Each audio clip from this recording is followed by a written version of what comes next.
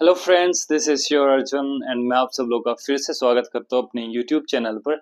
जय हिंद, जय महाकाल, नमस्ते, सत श्री अकाल, आदाब। सो आप सब कैसे हैं? आई होप अपनी पढ़ाई अच्छे से कर रहे होंगे। और आज हम अपना ज्योग्राफी का part 7th I guess start करते हैं। हम 6th पार्ट में पढ़ चुके हैं कि यूनिवर्स कैसे बना। हम 3 थ्योरीज पढ़ी थी। क्या फर्स्ट थी हमारी स्टेट स्टडी थ्योरी, सेकंड थी हमारी pulsating theory and the third was the big bang theory. ठीक है। और ये थ्योरीज, बिग बैंग थ्योरी सबसे ज्यादा इंपॉर्टेंट है, बाकी आप पढ़ लेना। और जो मैं पल्सेटिंग थ्योरी है उसमें मैंने डेफिनेशन नहीं दी है, बट मैंने बताया है कि होता क्या है, बस वही है उसमें, उससे ज्यादा नहीं है। ठीक है, उससे ज्यादा बढ़ना नहीं है कि वो छोटे पहले उस अपना वॉल्यूम बढ़ाएगा, देन वो फिर कंट्रैक्ट होगा, मतलब वो सीड हो गया, फिर सिकुड़ेगा फिर से। ठीक है। और अब हम पढ़ने वाले हैं स्टार। हम कॉस्मोलॉजी पढ़ रहे थे जिसमें हम पढ़ने वाले हैं स्टार। ये ग्राफ मैंने पहले से ही बना लिया बिकॉज वरना फिर टाइम लगता। सो स्टार तारा, हिंदी के टर्म्स जो इंग्लिश में यहाँ पे लिखे हैं वो एज इट इज हिंदी में यूज होते हैं। इसमें कोई ऐसा चीज नहीं कि हिंदी में अलग से बोलूं या अलग से लिखूं। ठीक है। सो स्टार्स होते क्या हैं, मतलब कैसे बनते हैं। लाइफ सर्कल हम पढ़ते हैं स्टार्स का आज, और हमारे एग्जाम के लिए पॉइंट ऑफ व्यू से वही काफी है। सो स्टार कैसे बनता है, कहाँ से ओरिजिन होता है। जैसे हमारी थ्योरीज में बताया गया कि सब चीजें नेब्यूला अ, एक प्रकार के बादल से बनी हुई है। ठीक है, बादल से बनी कि बादल घूमता रहा, हर थियरी में यही चीज आती है कि एक बादल था। यहाँ पे भी वही होगा, एक स्टेल नेब्यूला, नेब्यूला छोड़ो, नेब्यूला समझो, स्टेलर छोड़ो, एक नेब्यूला था। ठीक है, जिसमें हाइड्रोजन सबसे ज्यादा थी। और भी एलिमेंट्स से लाइक आयरन वगैरह सारी चीजें थी, बट हाइड्रोजन सबसे ज्यादा था।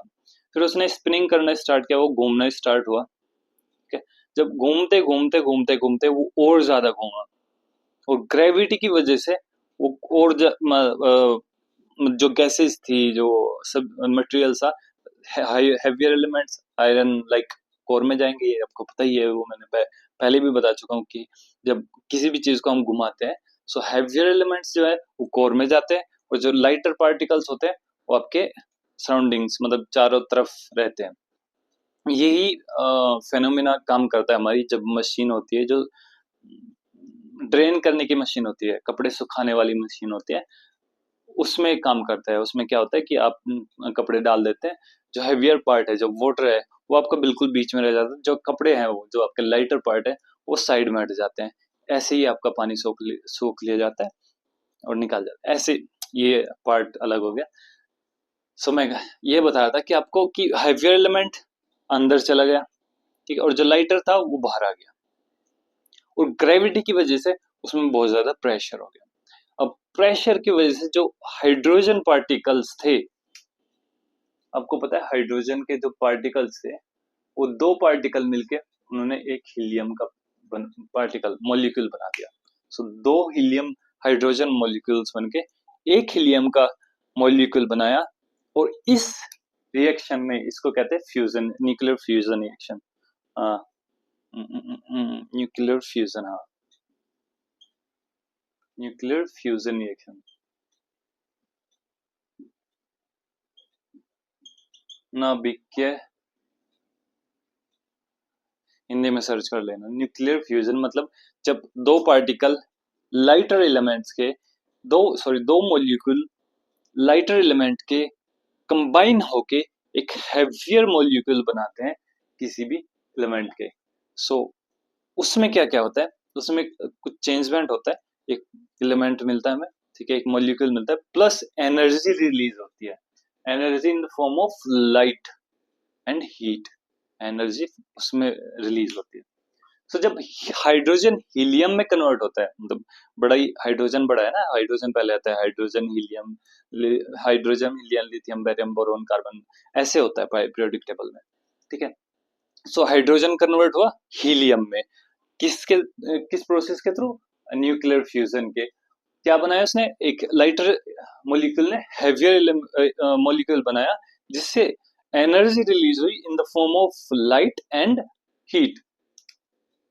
अब क्या हुआ, ये घूम रहा था, वो सिकुड़ता गया, प्रेशर हुआ, कोर में जो है हीलियम, और हीलियम सॉरी हाइड्रोजन हीलियम में कन्वर्ट होना, कोर में, नोट करना, कोर में, अभी तक सरफेस पे वो चीज नहीं हुई, कोर में ही कन्वर्जन स्टार्ट हुआ, धीरे धीरे टेम्परेचर राइज हुआ, जैसे ही वो 15 मिलियन से अबव जाता है, वो ग्लो होना स्टार्ट हो जाता है वो कोर में। ठीक है, अब तक कोर की बात हो रही है। ठीक है, अब कोर में टेम्परेचर बहुत ज्यादा है और बाहर का टेम्परेचर कम है। ठीक है, सो इस इन टेम्परेचर डिफरेंस की वजह से कोर तो सिकुड़ेगी, कंट्रैक्ट होगी। ठीक है, सिकुड़ेगी, हाँ ये सही है, कि सिकुड़ेगी, कंट्रैक्ट होगी, एंड जो अपर लेयर है वो जो है फैलेगी। समझे, कोर कंट्रैक्ट हुई और अपर लेयर फैली, जिसकी वजह से क्या हुआ, एक और बड़ा, उसका साइज जो है, उसका साइज और मास वॉल्यूम सब बढ़ गया, जिससे वो बना रेड जाइंट। इस पे भी आऊंगा। इसकी अगर जो स्टार्टिंग में नेब्यूला था वो बहुत ज्यादा बड़ा था। ठीक है, और जब वो घूमना, स्पिनिंग स्टार्ट हुई उसकी, वो गोलाई में आया, पूरा गोल नहीं, फॉर द प्रैक्टिकल पर्पस गोलाई में आया। ठीक है, और उसका जो मास हुआ, जो कंट्रैक्ट होने के बाद, रिवॉल्व होने के बाद, सब टेम्परेचर रेज होने के बाद, उसका मास जो हुआ वो सन के मास से 10 गुने से भी ज्यादा हुआ। सन के मास के 10 गुने से ज्यादा अगर उसका मास हुआ, तो वो एक सुपर रेड जाइंट, मतलब बड़ा स्टार बनेगा, बहुत बड़ा, वो फॉर्म करेगा सुपर रेड जाइंट। अगर उसका मास सन के मास से 10 गुने से कम है, सुनो, सन के मास, एक सन है, 10 सन बना लिए, उन 10 सन के मास से छोटा है, कम है, सो रेड जाइंट फॉर्म करेगा। ये होती एक, मतलब ये क्राइटेरिया है। ठीक है,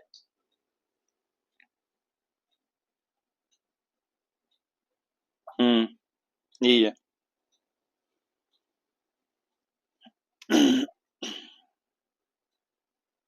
1 मिनट देना।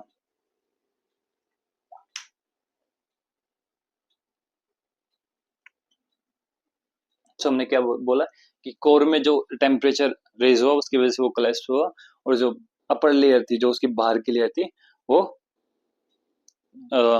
फैली, वो और ज्यादा बड़ी हो गई। ठीक है, अब जैसे जैसे वो हाइड्रोजन जैसे जैसे हाइड्रोजन की रिएक्शन कोर में ज्यादा होता चल जाएगा, एक टाइम आएगा कि वो हाइड्रोजन खत्म कर देगा। ठीक है, हाइड्रोजन की कमी हो गई कोर में। अब क्या होगा कि हाइड्रोजन की कमी होने के बाद कोर में वो धीरे धीरे अपना जो फ्यूजन रिएक्शन है वो बाहर की परतों में फैलाना स्टार्ट कर देगा। ठीक है, बाहर आता गया। अब एक टाइम आएगा कि अंदर तो टेम्परेचर वही है, सेम है, लेकिन बाहर और ज्यादा हो गया। ठीक है, सो जो कोर है, बीच की कोर है, वो तो सिकुड़ जाएगी। कोर सिकुड़ ही रही है, क्योंकि एक तो उसमें आयरन होता है, ठीक है, और बहुत हैवियर एलिमेंट्स होते हैं, जिसकी वजह से और सिकुड़ जाती है, और बाहर का टेम्परेचर भी अब हाई हो गया। ठीक है, अब एक टाइम आएगा कि बाहर भी हाइड्रोजन खत्म होगी, जो उसकी सरफेस है, जो यहाँ पे होगी इसकी सरफेस, वहां पे भी हाइड्रोजन खत्म हो गई। अब अंदर तो टेम्परेचर सेम रहेगा, क्योंकि वो बहुत ज्यादा अंदर है। ठीक है, तो थोड़ा बहुत माइनर चेंज आएगा कि हाँ थोड़ा सा ज्यादा हो गया या कम हो गया। ठीक है, और प्रेशर में भी है, फर्स्ट थिंग। सेकंड थिंग कि प्रेशर में भी है। और जब बाहर से ही हाइड्रोजन खत्म हो गया, अब वो बाहर से टेम्परेचर डाउन करना स्टार्ट करेगा आपका, और वो कोर तक चला जाएगा। जैसे जैसे वो कोर तक जाएगा वो और सिकुड़ गया। ठीक है, जैसे ही उसका टेम्परेचर डाउन हुआ वो और ज्यादा सिकुड़ेगा, वो क्लैप्स करेगा, मतलब कि बहुत ज्यादा कंट्रैक्ट करेगा, सॉरी क्लैप्स नहीं, कंट्रैक्ट करेगा। जैसे वो कॉन्टैक्ट करता है, जैसे वो सिकुड़ता है, कोलैप्स ही कहते हैं उसे। कोलैप्स तो ये हो गया कि एकदम ही बिल्कुल ये वाला सिस्टम। ठीक है, वो सिकुड़ा, वो बनता है एक व्हाइट ड्वार्फ में, कि उसमें अब सिर्फ चांद आप रोशनी देख सकते हैं, ठीक है, आप लाइट देख सकते हैं, बट उसमें इतनी हीट नहीं है फिलहाल, ठीक है, इसलिए उसकी जो लाइट होती है वो वाइट दिखती है, क्योंकि इसमें जो फ्यूजन रिएक्शन है वो खत्म हो चुकी है। सो वो क्या बन जाएगा, व्हाइट ड्वार्फ, मतलब सफेद बोना। रेड जाइंट लाल दानव बोलते हैं इसको हम। रेड जाइंट को लाल दानव, व्हाइट ड्वार्फ को सफेद बोना, ठीक है। अब थोड़े टाइम बाद उसमें सारा का सारा प्रकाश जो है, उसका जो लाइट है वो खत्म हो जाएगी, और वो एक ब्लैक ड्वार्फ में कन्वर्ट हो जाएगा।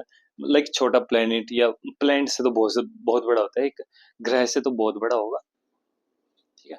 सो एक अ, एक थिंग में बदल जाएगा वो काला, सिर्फ जो रिवॉल्व कर रही होगी यार, ठीक है, हमारी गैलेक्सीज में। अब हम दूसरे केस पे देखते हैं कि होता क्या है, कि जब उसका जो मास है उसके सन के मास के 10 गुना से ज्यादा हुआ, सो एक सुपर रेड जाइंट फॉर्म करेगा, ठीक है। क्या फॉर्म करेगा, सुपर रेड जाइंट। अच्छा, रेड जाइंट हमारा जो स्टार है, जो हमारा सन है, ठीक है, वो अभी इस फेज में है, इस फेज में है।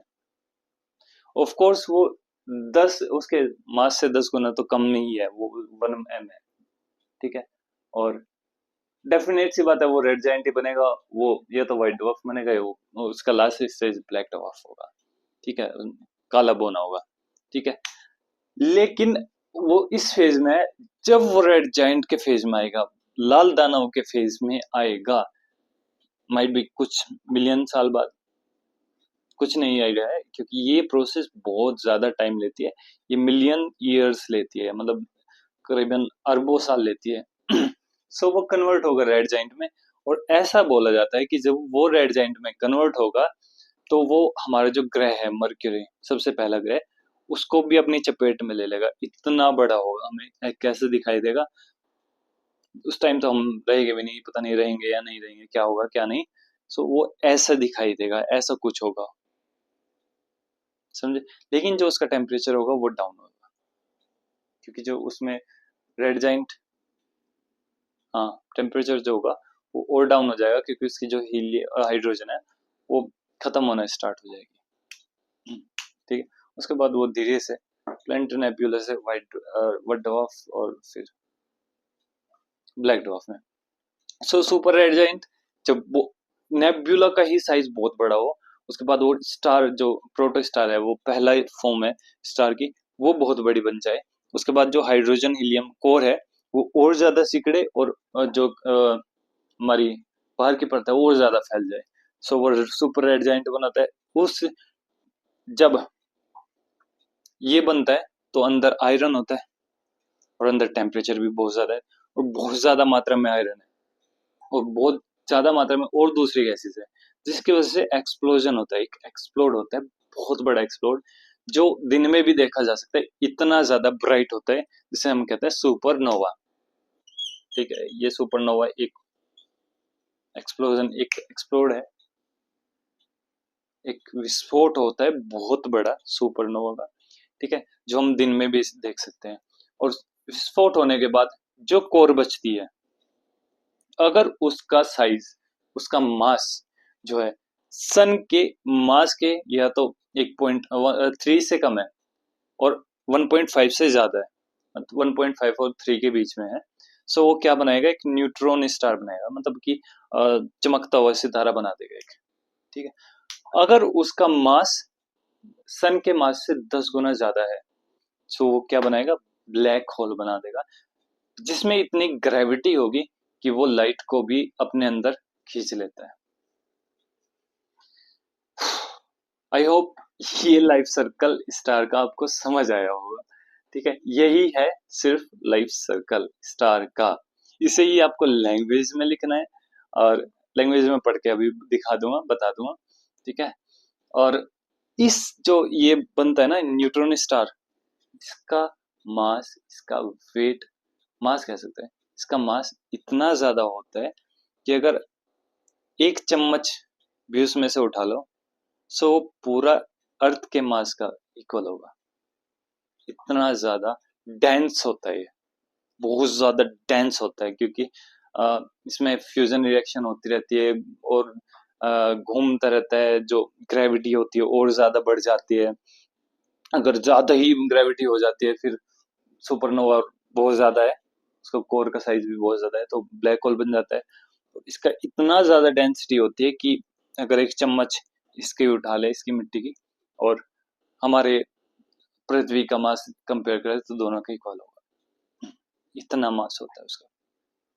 ऐसे ही हमारे डिफरेंट डिफरेंट लेयर्स का मास होता है। जैसे क्रस्ट का अलग होता है, मेंटल का अलग होता है, कोर का तो बहुत ज्यादा होता है। इसीलिए जो पत्थर होता है ना, वो बहुत भारी होता है रेदर देन मिट्टी। अगर एक हाथ में मिट्टी ले लो, इतनी एक हाथ में इतनी सारी मिट्टी ले लो एक डब्बे में, और वो एक उसी साइज के डब्बे में आप पत्थर लो, ठीक है, तो मास इसका ज्यादा होगा बिकॉज ऑफ डेंसिटी। ठीक है, ये चीज आगे पढ़ेंगे आप। और कोर में तो और ज्यादा होता है। देखा है, कुछ कुछ पत्थर इतने हैवी होते हैं कि उन्हें उठा भी नहीं पाते। और वो और कुछ आपको बहरूपिया लोग बहका देते हैं कि ये है वो है, ठीक है, और इसे ये कर रहा था वो कर रहा था, आप उठा के दिखाओ, पैसे कमाने का धंधा। सो ये था लाइफ सर्कल ऑफ स्टार। अब मैं आपको डेफिनेशन बता देता हूँ। मैं आपको वो बता देता हूँ जो मैंने लिखा है। सो नेब्यूला क्या होता है? ये giant cloud of gas and dust mainly consisting of hydrogen the gaseous particle. और हाँ, मेनली ऑफ हाइड्रोजन होता है उसमें, ठीक है, एक सुपर सुपर क्लाउड होता है। और particles are pulled together by gravity. उसके जो पार्टिकल्स होते हैं वो एक साथ पुल्ड के मतलब खींचे जाते हैं ग्रेविटी के थ्रू, ग्रेविटी की वजह से। द गैसियस जो गैसियस क्लाउड है वो स्टार्ट करता है स्पिनिंग, उसके बाद स्पिनिंग स्टार्ट होती है, मतलब घूमना स्टार्ट करता है। फिर बनता है प्रोटोस्टार। प्रोटोस्टार अब spinning gaseous gain mass when it reaches at high temperature with the formation of hot core. जब उसमें हॉट कोर स्टार्ट हो जाती है बनना, और वो फॉर्म कर लेता है